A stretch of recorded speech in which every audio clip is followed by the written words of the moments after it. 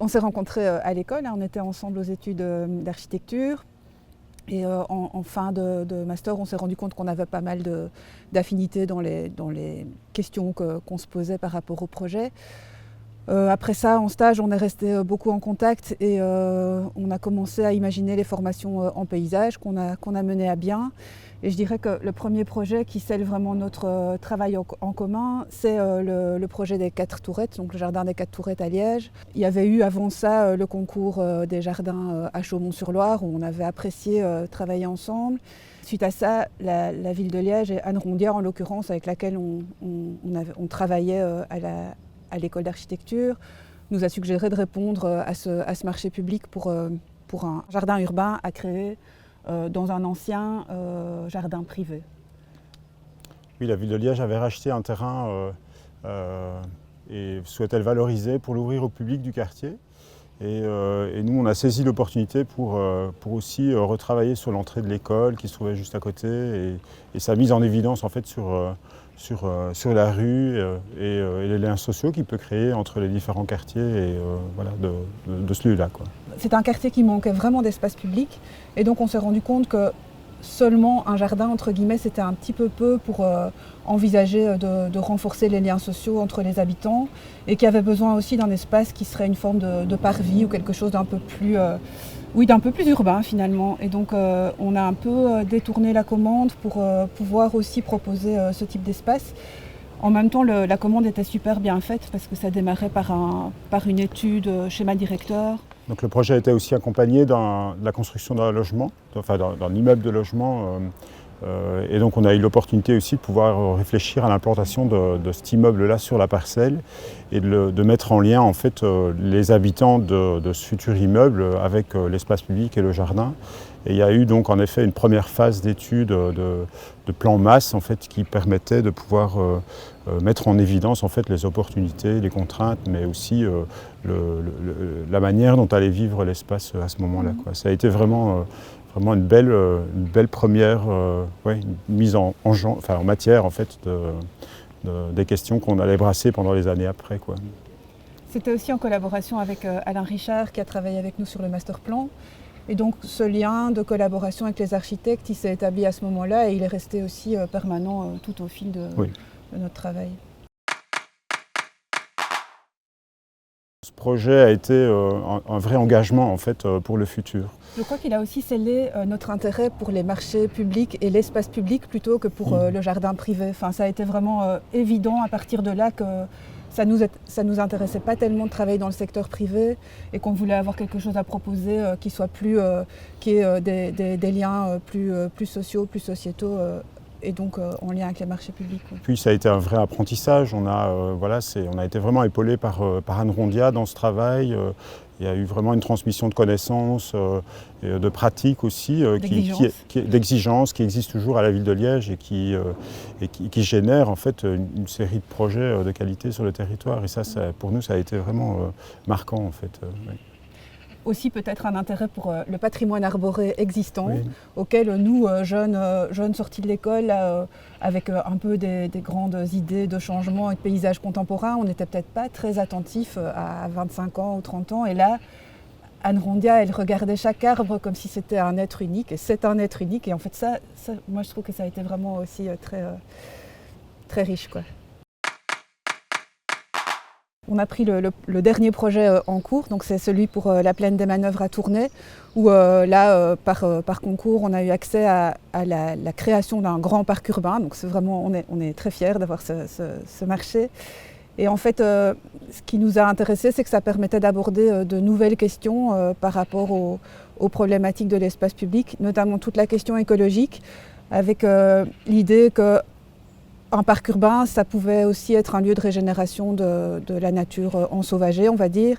Donc l'idée que c'était avant tout peut-être une forêt urbaine plutôt qu'un parc urbain et que les usages devaient convenir à l'humain et au non-humain. Et puis aussi l'idée que les habitants devaient d'une manière ou d'une autre pouvoir prendre part à la concrétisation de ce projet. Mais on avait aussi certaines formes de désillusion par rapport au processus participatif qu'on avait mené pendant les différents temps de notre carrière. Et donc là, on l'a imaginé un peu autrement, avec d'une part des ateliers plutôt de sensibilisation à la qualité du lieu et pas de fausse participation aux idées du projet. Et d'autre part la possibilité d'investir les habitants dans la concrétisation du chantier par des chantiers collectifs, quoi. Donc ça c'est en cours, on est en train de déposer le permis et on est plein d'espoir sur ce projet. Oui, en fait la plaine des Manœuvres c'est un ancien terrain de manœuvre militaire qui est vraiment greffé à la ceinture de boulevard périphérique du centre de Tournai et donc qui est aussi un peu à l'interface entre des quartiers beaucoup plus résidentiels, avec un espace ouvert plus généreux et le centre urbain historique très dense. Donc il y a cette transition à mener et on a envisagé que le projet finalement fonctionnait par degrés entre des espaces plus urbanisés côté boulevard, plus aménagés en fait, et une déprise de l'infrastructure du parc progressivement qu'on avance vers la périphérie en fait. Et donc cette forêt urbaine est de plus en plus ensauvagée quand on quitte le centre-ville, l'expérience de l'espace de centre-ville. Il y a un travail de séquence, oui, et il y a un travail aussi d'entretien finalement, parce qu'on imagine aussi dans la gestion que plus on quitte le centre-ville, plus on va se retrouver immergé dans des espaces plus spontanés, moins gérés par les services d'entretien. On avait envie de souligner aussi la collaboration assez fructueuse en fait, qui est redondante en fait, avec le bureau Le Droit Pierre Epaulet. Je crois que c'est vraiment une chance d'avoir pu partager en fait, les idées, mais aussi cette attirance en fait, pour le paysage, l'espace public d'une manière générale, qu'on retrouve aussi de manière assez récurrente dans leurs projets. Et c'est une collaboration assez fructueuse et il y a beaucoup de projets qui ont émergé tels que ce parc Paulus, mais encore bien d'autres, aussi petits soient-ils, comme la crèche par exemple dans le quartier Saint-Ouen-le-Burge à Liège, ou d'autres, et la place des Vieillards ici, derrière l'église du Parvis de Saint-Gilles. Enfin, voilà, c'est vraiment une collaboration fructueuse. La rencontre, c'était par l'enseignement de nouveau, parce qu'Anne Le Droit a enseigné quelques années à la faculté d'architecture de Liège. On collaborait dans l'atelier de 3e année. Des voyages aussi, les voyages de faculté qui ont été l'occasion de rencontrer Vincent qui accompagnait Anne. Donc des affinités comme ça qui se construisent très vite. Et puis il y a eu le projet pour la place des Vieillards, donc, qui était tout près de leur bureau ici à l'arrière du Parvis Saint-Gilles. Une petite chose mais qu'on a bien soignée ensemble et qui est très, très aménagée, donc qui permettait de faire se rencontrer aussi nos connaissances techniques, enfin, donc ça marchait bien. Et puis après, il y a eu le projet pour le terrain du CPS à Walcourt, où là il s'agissait d'un master plan pour implanter 15 logements, une crèche et des espaces publics et semi-publics. Donc c'était un projet plus ambitieux pour lequel on a été désigné et donc qui est toujours en cours de chantier. Ça a pris beaucoup de temps, mais donc ça nous a tenus aussi ensemble de longues années et ça le fait encore. Sans définir le paysage, mais plutôt la manière dont on envisage cette discipline-là, il nous semble qu'il y a un élément important qui est vraiment cette question de rendre lisible ce qui est là, qui est souvent enfoui sous toute une série d'interventions qui n'ont pas été pensées ensemble, on va dire. Et donc retrouver une relation plus claire à des formes de géographie, de topographie, de cycles aussi, les cycles naturels, les cycles de l'eau, le cycle des saisons.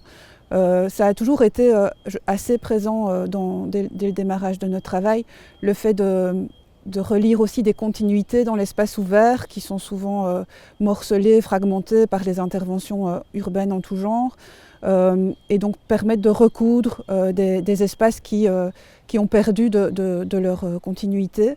Ça fait vraiment partie des démarches qu'on essaye de soigner. Et ça passe notamment par le dessin au préalable du projet, le dessin pour comprendre ce qu'on appelle le palimpseste, mais les couches qui ont progressivement composé un lieu et qui en font l'identité d'une certaine manière. Oui, et même j'ai envie de dire qu'après une relecture, donc après que les projets soient là et vécus aussi par les gens, on éprouve un certain plaisir à assumer en fait, le fait que les projets, leur identité, elle existe déjà, et nous on ne l'impose pas en fait au lieu. Le fait que les projets ne sont pas dessinés ou designés, j'ai envie de dire. Estampillés oui, par une marque d'auteur de projet comme ça. Et en fait, souvent on remarque en fait, qu'on a beaucoup de commentaires positifs de la part de collègues ou des visiteurs, des usagers sur ces questions-là. Ah, c'est bien, on se sent bien en fait dans les espaces que vous avez, sur lesquels vous êtes intervenu, et ça c'est fantastique. Et peut-être aussi que ça passe par le fait de laisser une place aussi à ce qui est sauvage, à ce qui est naturel, et de ne pas vouloir dominer en fait cette nature qui est présente, ou même quand on doit reformuler une nature aussi, c'est peut-être agir en douceur. Enfin voilà, je pense que c'est jamais brutal en fait. Oui. Il n'y a pas cette recherche du visible en fait systématique, quoi. Je crois que c'est inconscient en fait, c'est vraiment à la relecture de ce qu'on fait, de notre travail, qu'on le remarque, ou même en écoutant voilà, les gens s'y promener. Ouais. Après, je crois qu'il y a un soin très particulier qu'on met à la question de la matière quand même. Au début de nos travaux, on essayait vraiment de faire des choses avec des éléments très bon marché. Et progressivement, on s'est dit qu'on allait essayer de faire encore moins, mais avec des matériaux peut-être plus qualitatif, plus soigné, avec une forme de noblesse ou de beauté. Donc dans nos projets plus récents, il y a aussi cette attention un peu soignée à la matière des choses, quoi. À la matière de ce qui est en tout cas infrastructuré, parce que la matière vivante, elle est toujours assez belle, quoi. Je trouve que ce qui est, à l'image de ce qu'il y a ici, je trouve que ce qui est très particulier chez nous, c'est quand même la pierre en fait. Voilà, je trouve qu'on a des carrières fantastiques, on a des constructions voilà, bâties avec voilà, ce matériau, et puis il y a une diversité qui est aussi fantastique. Et je crois qu'on sous-estime le côté durable en fait, de ce matériau qui est en fait réutilisable à l'infini. Moi, je trouve qu'on doit vraiment se questionner sur cet emploi-là, parce qu'on a perdu toute une filière, on a perdu des métiers et un savoir-faire en fait, alors qu'on construit toujours des infrastructures, on construit en fait encore et toujours notre terrain de jeu, et je crois que c'est important de revaloriser ça et peut-être de se libérer aussi probablement voilà, d'habitudes qui sont héritées en fait, voilà, des années 60, 70, où on construisait à tout va pour équiper en fait. Je crois que c'est le souci maintenant, peut-être avec cette expérience et ces années qui sont derrière nous, d'essayer de mieux faire avec moins en fait, tout simplement. Je crois aussi, il y a la brique aussi, en fait, il y a le souci de vouloir voilà, de commencer aussi à valoriser des matériaux de sol qui sont de nouveau réutilisables, réemployables, mais qui aussi acquièrent cette vieillesse et voilà, qui est valorisée. Voilà, il y a en production pour le moment voilà, des espaces publics où on réutilise ces matériaux-là, notamment la brique aussi. La terre cuite de sol, oui. Oui. On aime bien ce qui est vieilli, usé, qui a une texture, qui a vécu, quoi. Oui.